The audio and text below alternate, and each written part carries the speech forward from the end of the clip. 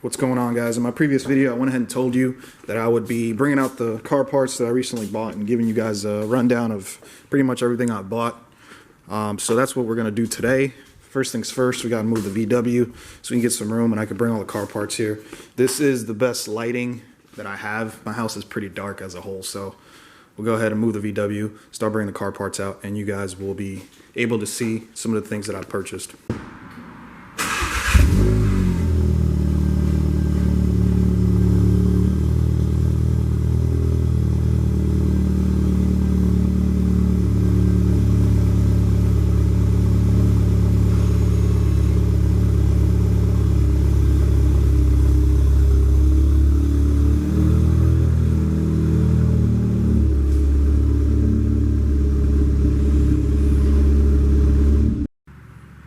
Alright guys, so we got about half of everything I bought out here. I decided to do the turbocharger intake, kind of the bolt-on stuff, and then I'll save the transmission and all the components as well as the fueling for tomorrow.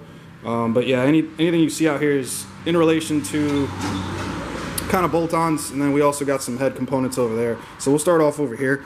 For those of you that haven't seen my other video, this is the turbo setup that I decided to go with. I actually made a whole video about it, and it was actually a pretty interesting scenario, for lack of a better term. But yeah, as you can see, it's a Garrett turbo.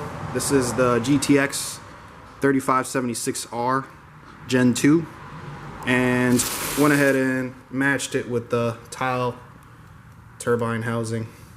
I have a whole video just set for this. This is originally an ATP kit, which is essentially a slap-on turbo setup. It's a stock frame turbo setup, similar to how you would see the FP turbos and stuff like that. But I ended up changing my mind, and I went ahead and went with the tile one.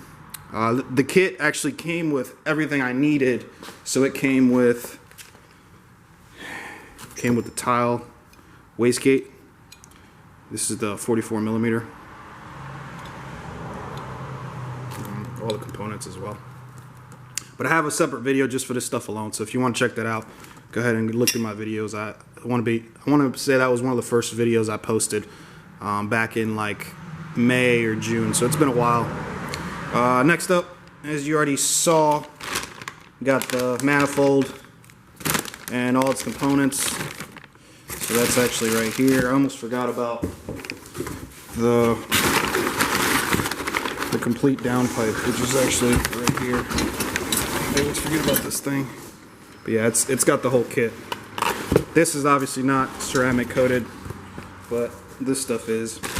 Now again, this is in the titanium Cerakote color, and it came with everything. It came with V-band clamps, and then we got the rest of the, I guess this would be the O2 housing slash the wastegate recirculation pipe. But I have separate videos on this stuff, so we won't spend too much time talking about this stuff. We'll move on to the head stuff right here. So first things first, this is the only thing that I bought used. So everything you see here that I'm putting on the car is brand new, with the exception of these cams and these springs and retainers. So as you can see, these are the GSC S2 cams. Like I said, they were used, but it was a good deal, so couldn't pass it up. They're just cams. These aren't the billet ones, so apparently the new ones are billet aluminum, and these are just the old steel ones. I believe that's what they're made of. So I got these. Should be pretty good. These are pretty much the go-to cam sets from what I've seen. I don't like necessarily the lope. I'm a pretty subtle, like discreet kind of guy. I don't like loud cars. I don't like any of that stuff. I don't like pops and bangs and stuff coming out the hood or any of that stuff. I'm not the biggest fan of this lopey idle, but these do tend to get the most power, so that's why I went ahead and went with these. I was gonna go with the Kelfords, but found a good deal on these, so went ahead and bought these. And as you can see, they came with the springs and retainers. So this is the only used stuff that I actually bought. Now, these are head studs that I bought. Now initially, when I wanted to basically just upgrade my cams, I was just gonna do basically the 60K service, and I ended up buying the wrong studs because I changed my mind, and it went from a just, hey, I'm just gonna do cams and just kind of and a tune and the 60K service, which includes the pulleys and the timing belt and all that stuff. But I changed my mind and I went in, as you can see. So actually gonna sell these to a buddy who's got the Galant VR4, and I'm actually gonna go with 625 head studs, which are rated for 700 plus horsepower. So yeah, these will be gone, and I'll be ordering the other ones. And those things are expensive, the 625s. This is only like 100 bucks, 120 bucks. The 625s are like 350, 400 bucks. And I went ahead and I also purchased the AM cam gear. All right, so with all this stuff, this is, like I told you before, this is only half. I didn't want to do a full video because that would be like an hour long plus. So I'm going to do this stuff here, and then we'll move on to the fueling and stuff later on. That'll be a separate video. But like I was stating, this is the AM cam gear. I do have a Myvec. This is an Evo 9, so I can only switch out one cam gear. As you can see, this is the Myvec version. All right, moving on to cooling. So there's nothing really wrong with my current stock radiator. I just don't. I had an Evo 5, and I remember a long time ago, this plastic up here just ends up cracking over time. I just don't like the way it looks. Same thing with the fan here. It's just rusty and old, and it's just too big. Like, as you can see, the intake is almost practically hitting it. I gotta run lines around it and stuff. I just want to clean up the engine bay some, so went ahead and bought. I got that for a great deal. I bought this. Some guy was selling brand new for like 150 bucks. This is like 2 years ago, and I've been storing it since. This is relatively new. Bought the slim fan, so it'll clean up the bay real nice. No more plastic or rusty metal or anything like that. So this is pretty cool. Nothing more to pretty much say about that stuff. Next up, this is I was waiting for this for a long time. I wasn't gonna do an intake manifold because this is supposed to be a street car, and this is not really necessary. But after doing some research and talking to a lot of people, they told me that this stuff is pretty good. The Skunk 2 intake manifold is really good for mid-range power gains, and I was pretty intrigued. And then, not to mention, it cleans up the engine bay real nice, because the stock intake manifold it looks like ass. I mean, look at this thing. It's just, so this should clean it up pretty nice. I am gonna get it ported, because the ported one, from what I saw on the STM website, it goes, I want to say they went like 8.0 at like 160 miles an hour, if I recall. And so this thing is pretty much good for 1,000 plus. Well, I would say like 800. Not that I'm reaching for that. I just really wanted some mid-range kind of gains. So I went ahead and bought it, and I got to find a shop to port it for me. And I went ahead and got the Skunk 2 throttle body as well. Why not? Street car kind of build. So I'm trying to kind of put my hands on anything I really can without really doing too much, because I don't really see a need for my build, at least, to go with a Magnus or an AMS or anything like that. That's just too much. And not to mention, I'm not paying $1,500 for an intake manifold. It's just, that's a little too much for me. All right, so, and as you can see, I went ahead and just got the silver one. I think it kind of goes well with the theme that I'm going with. If not, if it doesn't really match up, as you can see, it goes relatively well with the theme that I'm going with. I was a little bit worried about the color selection because I didn't want black. I do have some black bits on my engine bay that I will be doing, but I wasn't really like, I don't know, I just kind of wanted to do something different. So I went with just the silver. And the throttle body looks nothing how it does on the actual website. This looks like almost like a copper titanium color.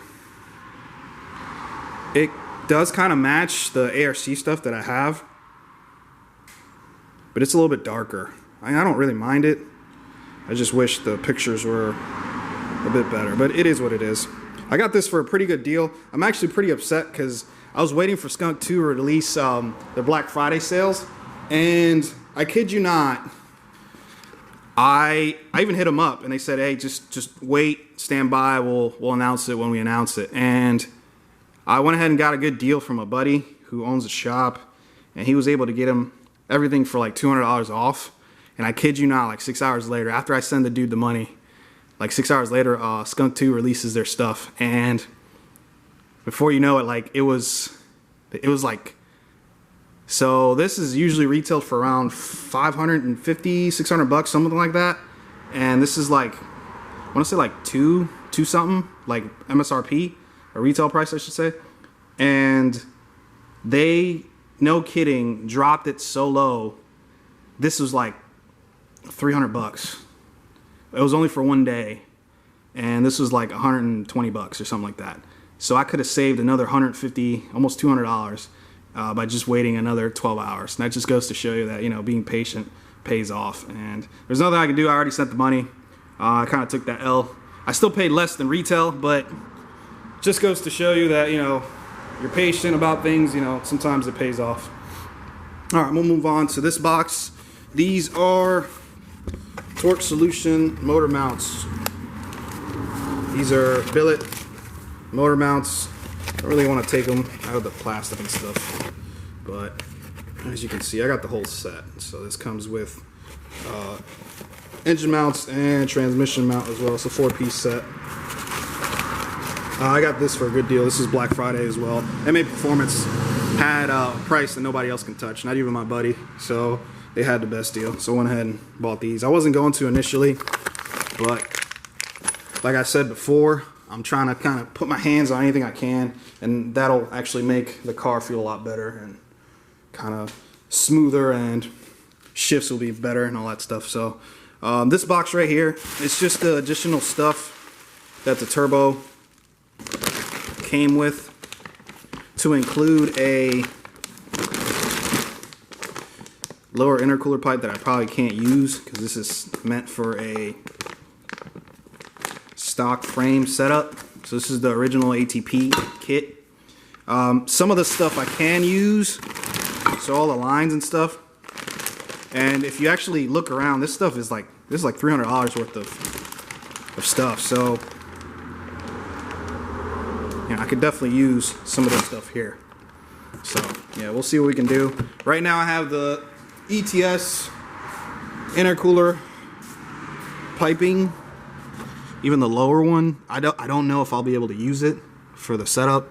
I'm kind of just waiting to see and hope for the best. If not, I guess we'll have to find another intercooler pipe. Alright, moving on to this box. This is all the stuff that I bought with the 60K service kit. Almost forgot about this cam here. Shield. So I have all the gaskets. Well, this is for the manifold. And this is head gasket. And I got the Gates belt. Comes with all the little bits and things like that. Well, this stuff is pretty expensive. This stuff adds up over time. So I want to say the whole kit, the whole 60K kit, was like almost $1,000. Not even kidding. Like with the water pump and the pulleys and everything. So this stuff does add up, guys. See the water pump and all that stuff. And this was originally supposed to be the only thing I was doing. I was only going to do cams and then the 60K service, because my car, even though it only has 60-something thousand miles, I mean, that belt is 13, 14 years old. So that was my biggest concern with this car. So that's why I don't even drive it much anymore, because I'm actually pretty worried that that belt is going to snap at any time. So rather than doing all this stuff now and then redoing everything like a couple months later, I just decided to hold off on just the timing belt in general and basically just doing everything at once. Why not? It'll just save me money. I had this in this box, but this is actually a cam gear. The cam gear little shield. So essentially, you see this in a lot of show cars. As you can see, this plastic cam gear cover. This is the same thing, but it's clear, so you'll be able to see the belt and the cam gear and all that stuff. Well, there's two, but I can only swap one. But this is the Evo 9 one. This is not the cheap one that you see on eBay. So I didn't want any fitment issues. So from what I know, HKS originally made the original cam gear cover, and they don't make those anymore, I don't think. This is obviously for the Evo 9 because the AE is different, but this is not the cheap one. This was like, I want to say about $100. You'll see some cheap ones for like $20 on eBay and stuff, and I've heard some really bad stories about those. So you know, you got to pay to play. That's what I believe in, at least. So I didn't want to cheap out on anything. All right, moving on to the last box. We got intake components.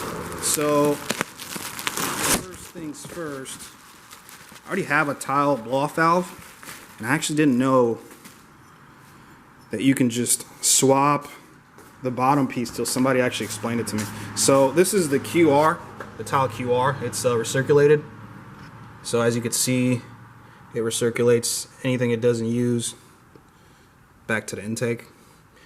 You could actually swap the bottom piece, and it actually turns it into the Q. So I was gonna buy a whole new blow-off valve, which is like $300, but this thing basically saved me. And this is only like, you have to order this though. You have to order it directly through Tile. Let me see if I can actually, I never thought about it. Let me see if I could actually, let me see if I can get the code real quick, and I'll get back to you guys. I don't want to open this up because it has my address on it.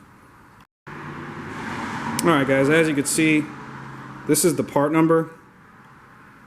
So this is not something you can find. It actually took some time to get this. I actually had to call them directly and email them, but that's the part number if you're just looking to buy the bottom of the blow-off valve. So that way you don't have to buy a whole new one. You could actually just swap the bottom. And there you go.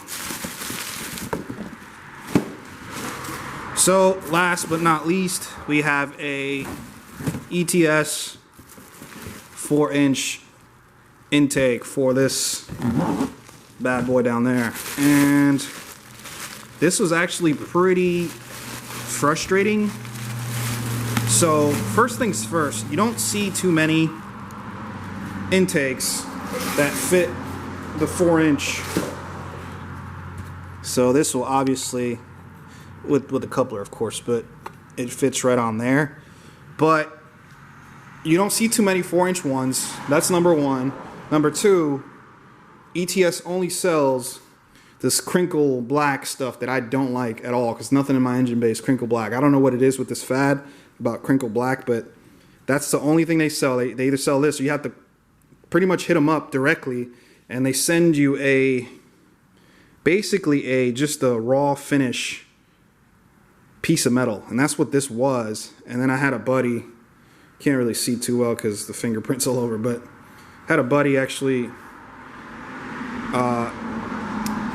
I guess brush it is the correct term.